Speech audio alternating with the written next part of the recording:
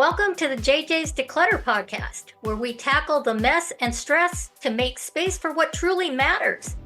I'm Janis, here with Julie, and together we're sharing our best tips, tricks, and a little humor to help you declutter your home, mind, and life. Whether it's procrastination or piles of stuff, we're here to help you make real progress. Let's dive in. Hello, everyone. Welcome back to the JJs Declutter Podcast. I'm Julie. And I'm Janis. And today we're helping families ease the chaos and clutter of back-to-school transition. If your house is still in full summer mode, you're not alone. Whether you're dreading the early alarms or drowning in school supply lists, we've got you covered. We're breaking down the 7 key areas to tackle now, plus 5 bonus tips for a smoother start to the school year. In this month's Magazine Moments for August, we are reviewing 3 articles on back to school, which are listed in the show notes. So grab your coffee, a pen and notepad, and let's get started. All righty. The first thing that we're going to discuss right now is reestablishing routines. So summer throws all your routines out of whack. Your kids are staying up late, they're sleeping in, they're snacking on ice cream for breakfast. Amen. So about 2 weeks before school starts, begin gradually shifting those bedtimes earlier, just 10 to 15 minutes a day. You want to also do that with the wake up times and meals because your goal is to reset those internal clocks. Yeah. And don't forget after school routines. Plan a rhythm for homework, screen time, dinner, and chores. And I hate to say it, but athletics, because a lot of them belong to teams. And because predictability reduces stress. Very true. And maybe use a visual checklist for the little ones. So they just, if they're not reading yet, they can see the picture of what they're supposed to do. And they love checking boxes or getting stickers. So, number 2, we're going to talk about family calendars and communication, because in order to start the school year off right and in sync, you need to have calendars and communication. Absolutely. We recommend a centralized calendar, paper, whiteboard, digital, color code it for each family member. And this could be old school, but when you have more than one person, it really is a good idea to have a paper calendar or a whiteboard calendar so the whole family can see what people are doing on any given day. And like Julie said, color coding will make everything easier, and that way everyone's all on the same page. Right, right. And the other thing, you want to make sure that you update the teacher contact information, the school nurse phone number, and all those emergency contacts. And since you're updating that at school, I would suggest taking a copy and keeping that on your communication board too. Because if you get some kind of call and you have to return a call really fast, you're going to need to know where those contacts are. So it's just good to have those handy. A bonus tip is if you keep a copy of your school schedule on the fridge, you're not going to forget things like, oh, it's half day. I'm supposed to pick the kids up early. Or showing up to back to school night in your pajamas. So moving on to number 3, meal planning and prep. So basically next up is food. Here we go. Mornings are wild. So pack your lunches and prep your snacks the night before. Yep. Save yourself from the 7 a.m. we're out of bread panic. Meal plan dinners for the week. This is where Taco Tuesday is your friend.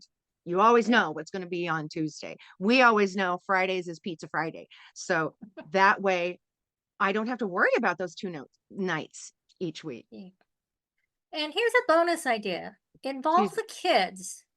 Let them not only help prep, but let them pick, a menu item, because That will make them more excited about that one dinner because they know that they picked it. And it also helps build responsibility and kitchen skills. True. And it's so much fun when the kids know that today's their special day, they get to help make dinner. Yeah. So that's a good thing. So, number 4, we want to work on homework zones and supply. And homework spaces are very important because you really want to create a clutter free zone with everything they need so they don't have an excuse to get up and procrastinate by saying, I need to sharpen my pencil. Oh, I need to find the colored pens. If you have everything in one place, all they need to do is get to work. Absolutely. It doesn't have to be fancy, a corner of the kitchen table, but have a supply caddy with the pencils and all that. It can work wonders. And you want to avoid the distractions, because you've got TVs, you've got phones, you've got computers. So just say no TV, no TikTok. And if you're on the computer, you better be studying and not looking at Instagram or Facebook or whatever else there. Oh, YouTube. Right. And stock up early. Grab extra supplies when they're on sale and just keep a backup box for emergencies. Hmm. So I have known children that have taken the supply caddy and hid it, thinking that if they hid the caddy, they wouldn't have to do their homework. And it just really takes the wind out of their sails when mom pops up with, oh, that's okay. I have an emergency box. That's an innovative way to try and get out of doing your homework. Um, So, number 5, we're going to talk about clothes and laundry because you don't want those wardrobe battles in the morning. So, a good idea is to lay out the outfits the night before, or better yet, for the whole week. Right. And do a closet purge now. Donate what doesn't fit. It saves time and tantrums. And you have people within your community that probably can't afford to get all the supplies and clothes for school. Yeah. So it's nice to be able to pass some of those things on. Mhm. And, set up a laundry system. Assign laundry days or have hampers or clothes baskets out by the room. You can even label drawers or bins for school uniforms, sportswear, socks, so that you keep things contained and together. Makes it easier for everyone in the house Yep. to be able to It's have an easier way to get through. My daughters were in club soccer after school, so those items needed to be washed and ready for their next practice. So I had 2 plastic drawers in the laundry room. When it came out, it immediately got folded and stuck into their drawers so they knew where their practice shirts were, they knew where their team uniforms were, and from there it was their responsibility to get the right gear and stick it in um, Right. their gear bags, their Right. backpacks. Um, but that's one way so everybody knows where everything is and you know that it's clean and it doesn't stink. Um, so number 6, purging and organizing. This is decluttering 101. So you want to start with the kids' closets, shoes, backpacks, and that paper clutter. Absolutely. Set up folders or trays for incoming school papers, like one per kid. What we would do is we use those wall pocket things. So each Hmm. kid had their own pocket for their papers to go into. And so if mom didn't see something, it was because she didn't check. Not you Oh, didn't stick it out there. It was I didn't that's see right. it. So this is something to think about. A weekly review equals less mess and less mystery. So true. So true. So number 7, miscellaneous magic. What you want to do, you want to label everything. Label the backpacks, the lunch boxes, the water bottles. I strongly, strongly suggest not labeling them on the outside. Label them on the inside. You don't want someone reading your child's name on their backpack and acting as though they know them. And it's sad that we've come to this, Yeah. but it really, really is very important. So label them all, just do it where it can't be read by someone else across the room. And I'm hearing more and more people putting AirTag locators and things because, you know, these things aren't inexpensive. It's an investment. So if they've got a $40 water bottle, which is very easy nowadays, make sure it has a tag on it so you can locate it. But let's get on with all the magic. So make a chore chart. So everybody is contributing. It's not just you. It's not just them who feel like they're being put upon. It's everybody gets to participate.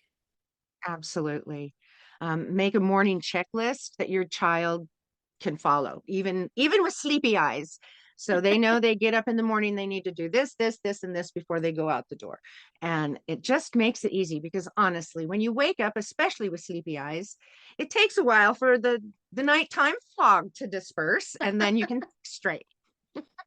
And, not only a morning checklist, but maybe you might want to do a bedtime checklist. So they prepare their backpack and they make sure everything's in there that can go in there. So they're not running around in the morning when everything's kind of hectic, so Right, that way they are prepared for the next day and can just concentrate on, brushing their teeth, getting dressed, eating breakfast, and grabbing their lunch.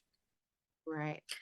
So we wanted to talk about the 2025 back to school trends and spending because things are different this year in 2025. According to Price Waterhouse Cooper's latest consumer survey, nearly 3 in 4 back to school shoppers expect to spend the same or more this fall, despite the economic uncertainty.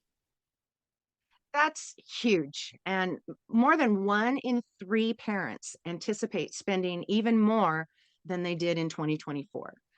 Technology leads the budget, of Mhm. course.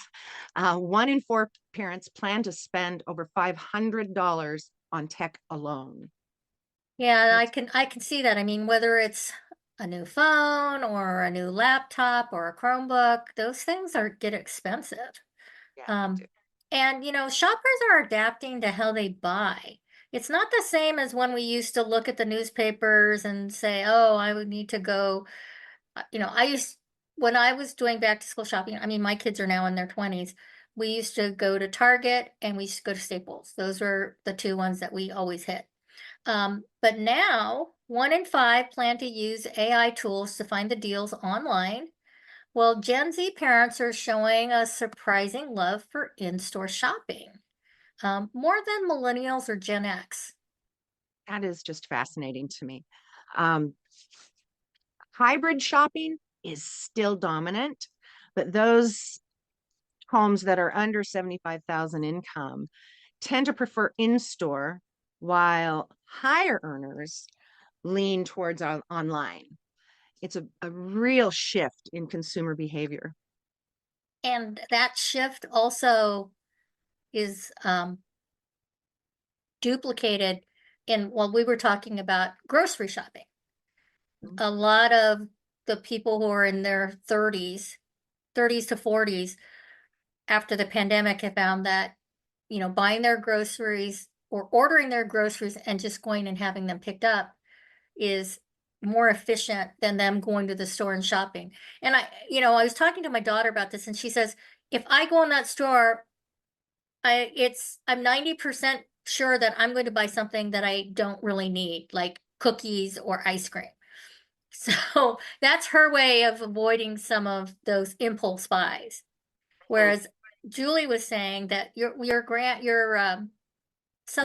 daughter-in-law, Mhm. she uses it to be more efficient.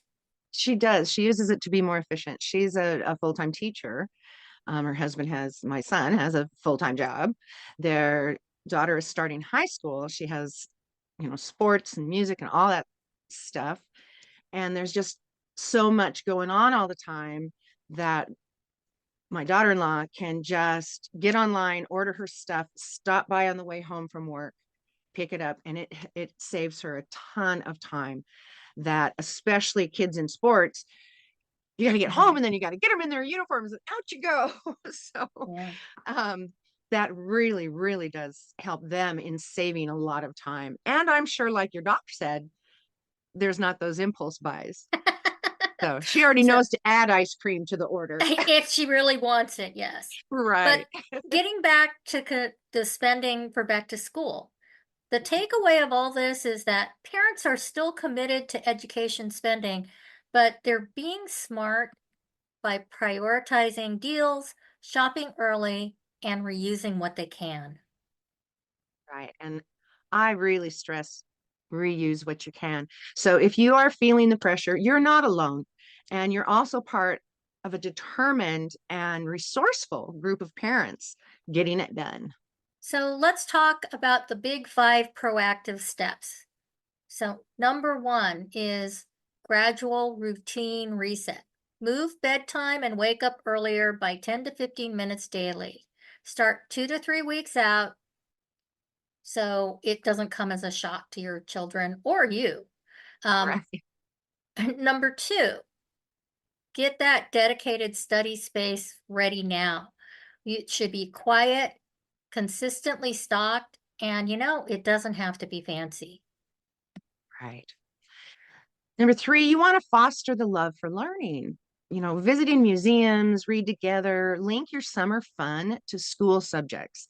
And if you start to think about it, the things that you do during the day, during the summer, there are a lot of opportunities for you to share little tidbits of knowledge. So your kids are learning and they don't realize they're learning. Number four, you want to stock your supplies early. So get that backpack ready, label everything, check those clothes. And number five, you want to practice the routine. So do a dry run, wake up, get dressed, breakfast, pack bags, school route. And it's fun. The kids love doing, most kids really like play acting. So this is like doing a dress rehearsal for a play. It's like, all right, we're up and we're going and we're getting dressed. So everybody brush their teeth. Yes. Has everybody had their breakfast? Yes. And it can really be a lot of fun. Except maybe with teenagers. Well, yeah, there's that. But anyways, phew, that was a lot. But we know you can do this. Absolutely. Back to school doesn't have to mean back to chaos. With a little planning now, you're going to thank yourself later because you are ready. So, have you got a favorite prep tip that we missed? Please share it in our Facebook group, ABC Declutter with JJ Community. And don't forget to subscribe, share, and join us next week because we have something for you every week. That's how we roll. So until then, keep it simple. Keep it intentional. And as always, keep decluttering. decluttering. Thanks for joining us on the JJs Declutter Podcast. If you're ready to keep simplifying, follow us for more tips and join our Facebook community to share your wins and challenges. Subscribe here because it's always more fun to declutter with friends. And thanks in advance for leaving us a review.